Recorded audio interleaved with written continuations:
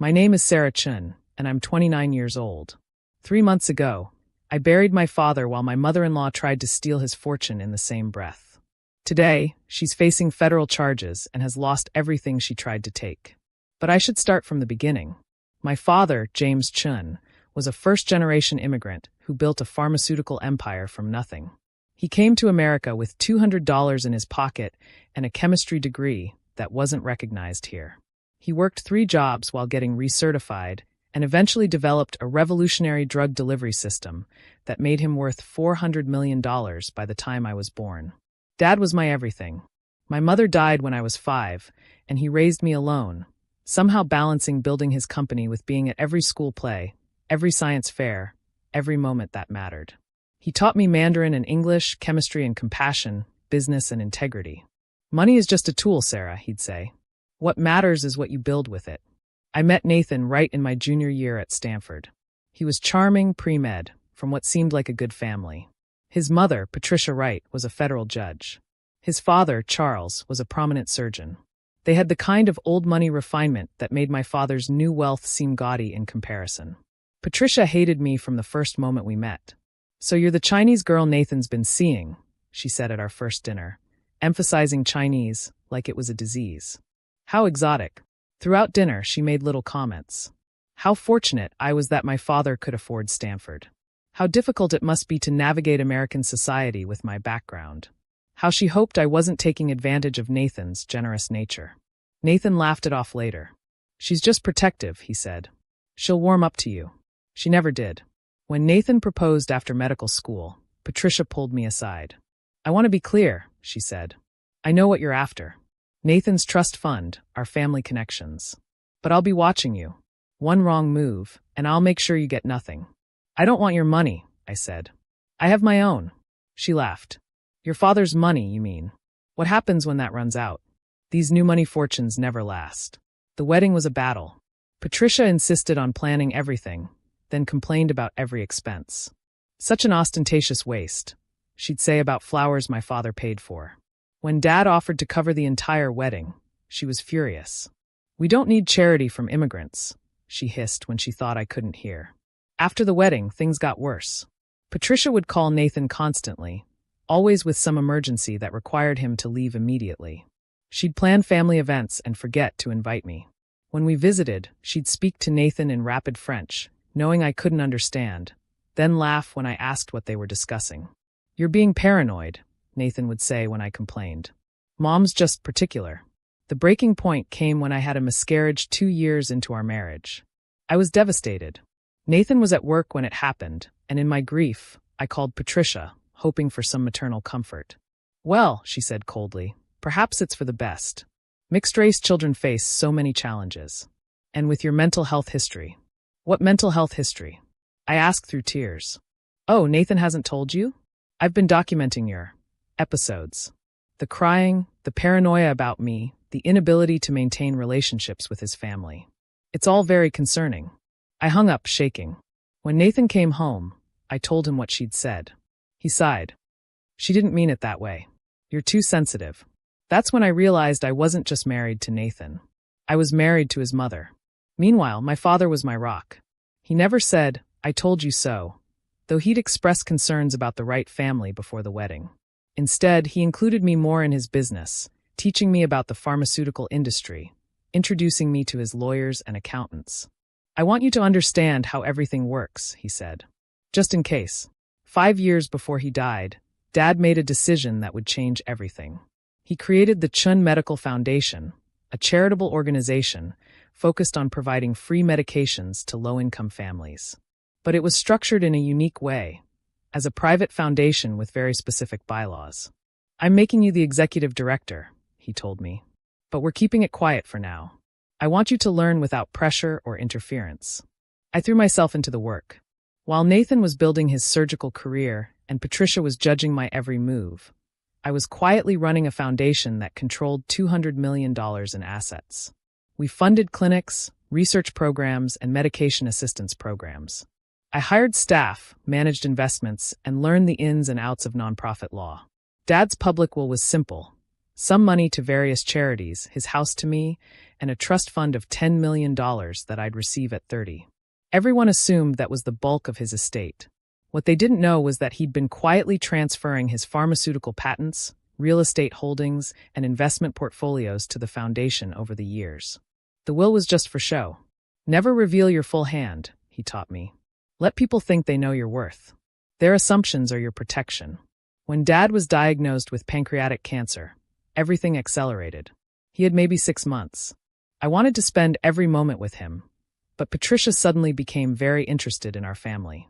We should have dinner with your father, she'd suggest. Family is so important in difficult times. At these dinners, she'd probe about his estate planning. I hope you have good lawyers, James. So many families are torn apart by poorly planned estates. Dad would smile politely and change the subject, but I could see him watching her, evaluating. One night, after Patricia left, he said, "She's going to come after you when I'm gone." "Nathan won't let that happen," I said, still naive. Dad just patted my hand. "Make sure everything with the foundation is ironclad. And Sarah, start documenting everything. Every interaction, every threat, every attempt to undermine you. You'll need it." The last month of his life, I moved back home to care for him. Nathan complained about my absence, pushed by his mother. "It's not appropriate for you to abandon your husband," Patricia said. "There are nurses for this sort of thing." "He's my father," I said. "I'm not leaving him to die with strangers." "So dramatic," she sighed. "This emotional instability is exactly what I've been concerned about." Dad died on a Tuesday morning, holding my hand. His last words were in Mandarin. "I built it all for you. Don't let them take it." The funeral was beautiful, packed with people whose lives he'd touched. Nathan sat beside me, checking his phone while I gave the eulogy. Patricia sat behind us, and I could feel her eyes on me the entire time. As we gathered at the reception, Patricia approached with 2 men in expensive suits. "Sarah, dear," she said loudly enough for everyone to hear. "This is Mr. Davidson and Mr. Klein. They're here to help with this difficult situation." "What situation?" I asked. She pulled out a folder. "Your recent mental health crisis, of course. The paranoid delusions, the obsessive behavior regarding your father's care. As a federal judge and your mother-in-law, I've petitioned for conservatorship over your inheritance until you're stable enough to manage it." The room went silent. I could feel hundreds of eyes on me. "You're what?" I said. "It's for your own good," she continued, voice dripping with false concern. "Your father left you a substantial amount. $10 million is too much for someone in your condition to handle. I'll manage it until you're better." "I don't have a mental health condition," I said clearly. "Denial is part of the illness," Mr. Davidson chimed in. "We have statements from family members, documented incidents." "You mean lies from Patricia?" I interrupted. Nathan stepped forward. "Sarah, Mom's just trying to help. Maybe it would be good to have some oversight." "You're in on this?" I stared at my husband in disbelief. He couldn't meet my eyes.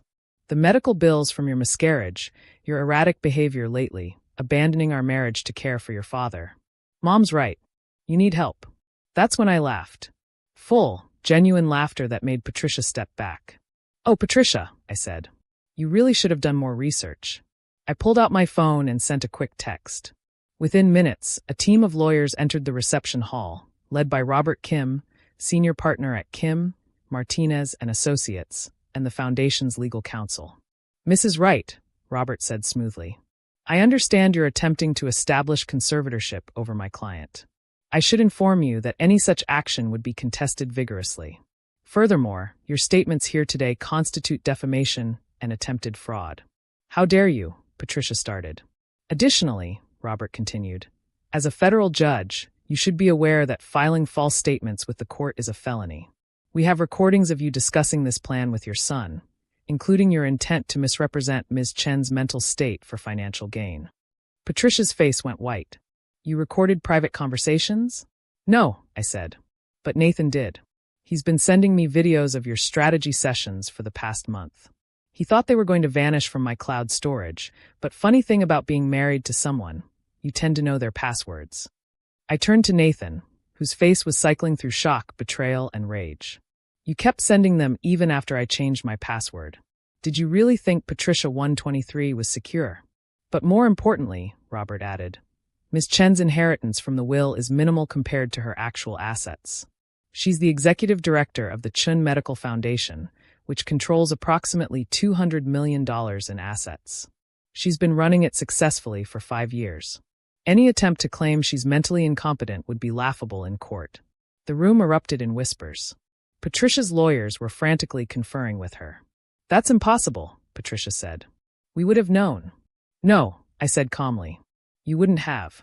Because you were too busy calling me a gold digger to realize I was already worth more than your entire family combined. You were too racist to see past my Chinese girl status to notice I graduated summa cum laude with a degree in biochemistry and an MBA. You were too arrogant to think an immigrant's daughter could be anything more than a trophy wife." "Sarah, please," Nathan said, reaching for me. "Let's discuss this privately." "We're done," I said, stepping back. "Your mother just tried to steal my inheritance at my father's funeral. And you helped her. We're getting divorced." But I wasn't finished. I turned to the crowd, many of whom were pharmaceutical industry leaders, researchers, and doctors who had known my father. "I want everyone here to know what just happened," I said, my voice carrying across the room. Judge Patricia Wright attempted to defraud the Chin Medical Foundation, which provides free medications to over 50,000 low-income families annually. She did this based on fabricated claims of mental illness, motivated by greed and racism. "You can't prove," Patricia started. "Actually, I can," I said. I pulled out a tablet and connected it to the reception hall's AV system. "Let me show you something." The screen filled with email exchanges between Patricia and her lawyers, discussing how to neutralize the Chinese influence on Nathan's inheritance prospects. Videos of her strategy sessions played, including one where she said, "Once we have control of the $10 million, we can leverage it to find out what else the old man was hiding. These people always have hidden assets." The federal prosecutor in attendance, one of Dad's old friends, was taking notes.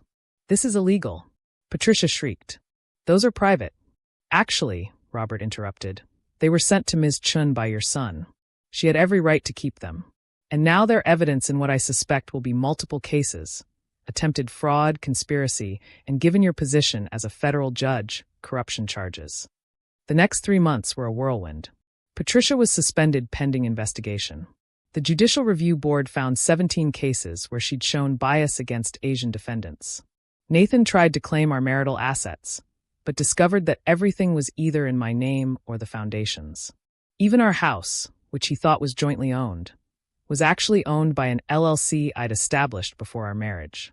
"You tricked me," he accused during one of our divorce proceedings. "No," I said. "I protected myself. Your mother told me from day one that she'd make sure I got nothing. I just made sure she was wrong." The divorce was finalized in record time. Nathan got exactly what he brought to the marriage: his medical degree and his student loans, which I'd never helped pay despite his assumptions. He also got his mother's legal bills, which were mounting rapidly. Patricia was disbarred and convicted of attempted fraud and conspiracy. The federal charges ended her career and her reputation. Charles divorced her, revealing that he'd been looking for an exit for years, but stayed because of her position. Without her income or status, she lost everything. Last I heard, Nathan was working at a small clinic in rural Montana, the only place that would hire him after the scandal. Patricia lives in a one-bedroom apartment, her assets frozen pending civil lawsuits from Asian families who claimed she'd discriminated against them. As for me, I'm thriving. The foundation has doubled its reach, and I've started a scholarship program for first-generation immigrant students studying medicine. I named it after my father. I kept one video from Nathan's recordings. It's Patricia at her most vicious, talking about how she'd put me in my place once she had control of my money. Sometimes, when I'm having a bad day, I watch it and remember my father's words. "Let people think they know your worth. Their assumptions are your protection." Patricia assumed I was just a Chinese gold digger who married her son for money. She assumed my father's wealth was all in his will. She assumed I was weak, unstable, and easy to control. She assumed wrong. At Dad's funeral, she thought she was stealing my inheritance. Instead, she revealed herself to hundreds of witnesses and lost everything she'd spent her life building. Her greed and racism, which she'd hidden behind a judge's robes for decades, were finally exposed. My father always said money was just a tool. Patricia tried to use it as a weapon against me. She learned too late that I'd been taught by a master craftsman. The Chun Medical Foundation continues to grow, helping families who can't afford life-saving medications. It's my father's true legacy, not the money Patricia tried to steal, but the lives we save every day. Sometimes the best revenge isn't what you take from someone. It's what you were building all along while they were too blinded by prejudice to see it. My father would be proud. And that's worth more than any inheritance. Thanks for watching. See you again in the next video. Stay stunned.